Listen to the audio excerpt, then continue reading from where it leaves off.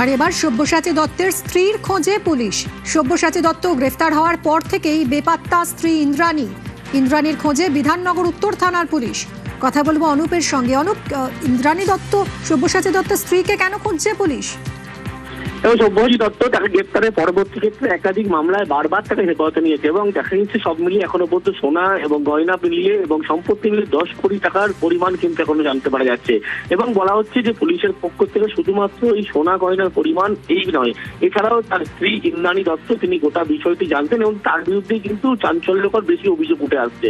একাধিক ওয়ার্ড থেকে শুরু করে প্রত্যেকটি জায়গার ক্ষেত্রে তোলাবাজি সমস্তভাবে তার নামে অভিযোগ উঠে আসছে এবং সেই কারণেই ইতিমধ্যে তাকে জিজ্ঞাসাবাদ প্রয়োজন এমনটাই তদন্তকারী আধিকারিক যারা উত্তর থানার পুলিশ তারা মনে করছে। সেই জন্য সব্যসাচী দত্তর স্ত্রীর খোঁজ পেতে চাইছে।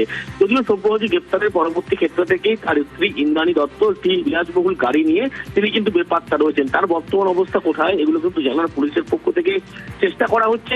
অন্যদিকে তাকে জিজ্ঞাসাবাদ করে মোট সম্পত্তির পরিমাণ কত, কিভাবে টাকা নেওয়া হয়েছিল, এই যাবতীয় বিষয় জানতে চায় এবং সেই কারণে সব্যসাচী দত্তের স্ত্রী তাকে জিজ্ঞাসাবাদের জন্য বারবার খোঁজা হচ্ছে, কিন্তু এখনো তারা খোঁজ পাচ্ছে না। যে কারণে সব্যসাচী দত্ত ঘনিষ্ঠ একাধিক ব্যক্তিকে ইতিমধ্যেই তলব করে উত্তর থানার পুলিশ জিজ্ঞাসাবাদ করেছে, কিন্তু অন্যদিকে দেখা যাচ্ছে আরো কয়েকজনকে তাদেরকে তলব করা হচ্ছে, কারণ তাদের মাধ্যমেই সব্যসাচী দত্তের স্ত্রী ইন্দ্রাণী দত্ত টাকা নিতেন এমনটাই কিন্তু অভিযোগ উঠে আসছে।